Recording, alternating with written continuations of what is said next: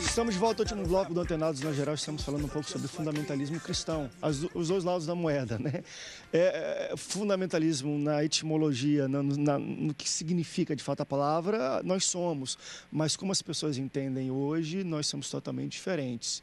Porém, nós temos uma postura de, olha, quer ir para o céu? Aceite Jesus, senão tu vai para o inferno. Então, isso por si só já é bastante fundamentalista. Mas deixa eu trazer agora, a gente falou muito sobre a questão interna, sobre a questão até de conduta de homossexualismo ou não. Eu quero entender agora a questão religiosa também.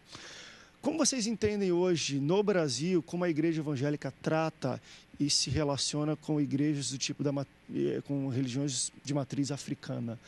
Existe um grande preconceito, existe uma grande resistência e eles entendem nós como fundamentalistas extremos, como extremistas. Em muitos casos até de agressão, tem muito disso.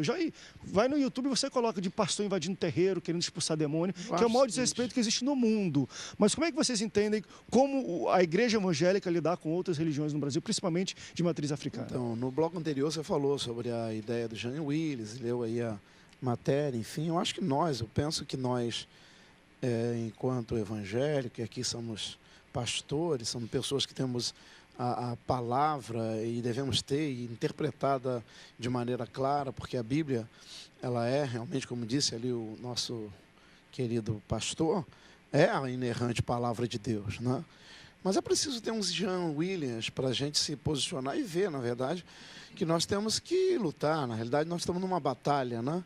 E aí vem essa questão que você colocou das questões dos cultos afro, como é assim chamado, seja ele candomblé, seja ele, enfim, a linha que for. E nós, evangélicos, às vezes temos dificuldades de lidar com essa situação, quando, na minha opinião, eu acho que eles têm a religião deles, sabe? Eles acreditam naquilo que eles estão fundamentados, né? E a igreja, ela precisa, sim, quanto à interpretação da palavra e comportamento, mostrar através das suas ações que Jesus Cristo é o Senhor, enfim, mas, na verdade, enquanto homem de Deus, aquele que propaga a palavra de Deus, preciso entender o seguinte: não só os que fazem culto afro, dessas linhas que eu coloquei, como o do próprio islamismo, budismo e tantas outras religiões ou seitas que existem por aí, pelas suas ideias. Porque essa palavra fundamental, ou fundamental, que vem de fundamento, como disse aqui o pastor Antônio Carlos, é fundamento. Aqui nesse prédio aqui tem uma fundação. Nós não estamos vendo, mas quem levantou a alvenaria sobre ela, levantou para que fosse um estúdio e tal. Outros levantam em cima de fundamentos, igrejas, outros levantam centros de umbanda, enfim e tal. Agora, é importante que nós aprendamos a respeitar, eu penso assim. Que é uma coisa que é difícil. Talvez na definição de fundamentalismo hoje, são sinônimos o fundamentalismo e a intolerância. Quando a gente fala de fundamentalista hoje, a gente está falando de uma pessoa intolerante. Quer ver? Deixa eu dar um exemplo que eu até fiz aqui no Antenados. De alguma forma, porque nós nascemos em um país cristão, embora seja a maioria católica, mas é um país cristão, né, na sua formação hoje, Estado laico, nós falamos muito sobre intolerância religiosa, nós falamos sobre convivência. Mas quando eu paro para ver algumas ações, eu falo assim, os crentes não estão preparados para ser um país lá. Por exemplo, e eu já debati, fui contra, e às vezes até me peguei nessa intolerância. Por exemplo, se tem alguma repartição pública que tem um crucifixo atrás, vamos tirar porque o Estado é lá. A gente vai e briga. Porque é um absurdo, não sei o quê, tem que aceitar. Se o cara colocar um negócio de uma religião afro ali, os crentes e pastores são os primeiros a se levantar e falar, isso é um absurdo, está colocando um negócio de macumba dentro de uma repartição pública e tudo. Então, se a gente parar para ver, nós somos muito intolerantes porque nós crescemos e nascemos em um berço de um país cristão. Agora, eu quero ver se a gente fosse para um país onde a maioria fosse da religião afro, que tu entra numa escola, em vez de estar orando, o garoto está batendo tambor, não sei o quê, você ia ficar... É um absurdo. Por isso que a gente fala, por que eu não posso orar? Então, se eu puder orar dentro de um colégio, o garoto também pode dar um passe dentro do colégio.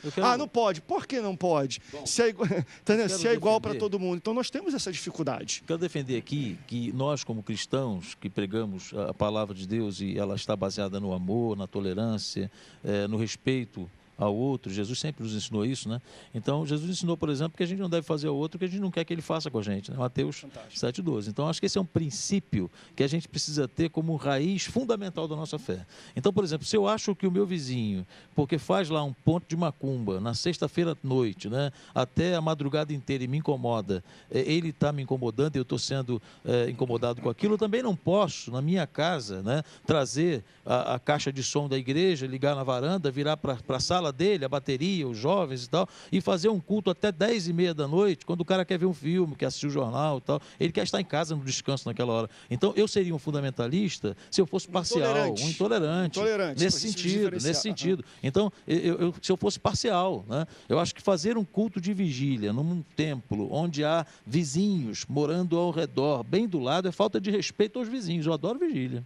Gosto muito de vigília. Agora, quando você abre as janelas da igreja, ela não é climatizada, né? Ela não tem um preparo acústico para que você possa fazê-lo. E então você abre as janelas e você faz o culto, sem se importar com o vizinho que não é crente, está ali do lado, quer dormir a madrugada inteira para trabalhar no outro dia. E isso é intolerância também, isso é falta de respeito com o seu vizinho. Mas, André, eu queria apresentar duas verdades então, acho que isso aí importantes. A gente tem que ter cuidado. Hein, pastor? Rapidinho.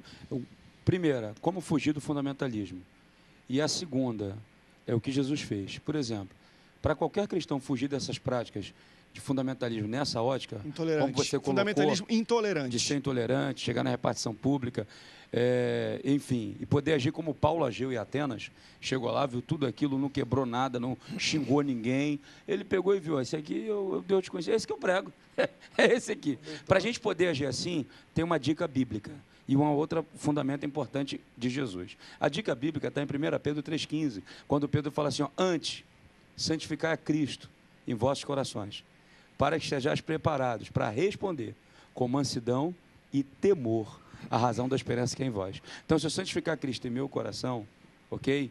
E eu conseguir responder com mansidão e temor a razão da minha fé, eu vou fugir dessa intolerância louca dessa proposta. Perfeito. Agora, uma outra verdade importante da Bíblia é que Jesus, o pastor acabou de citar agora, Mateus 7,12, fazer os outros, querer que os outros vos façam, leal de relacionamentos. Sobretudo, quero falar uma coisa aqui, Jesus, ele não agia, ele não era fundamentalista nesse sentido extremista e no sentido de intolerante, porém, Jesus ensinou uma verdade para nós, que eu posso amar o ser humano 100%, e eu vou discordar dele 100%.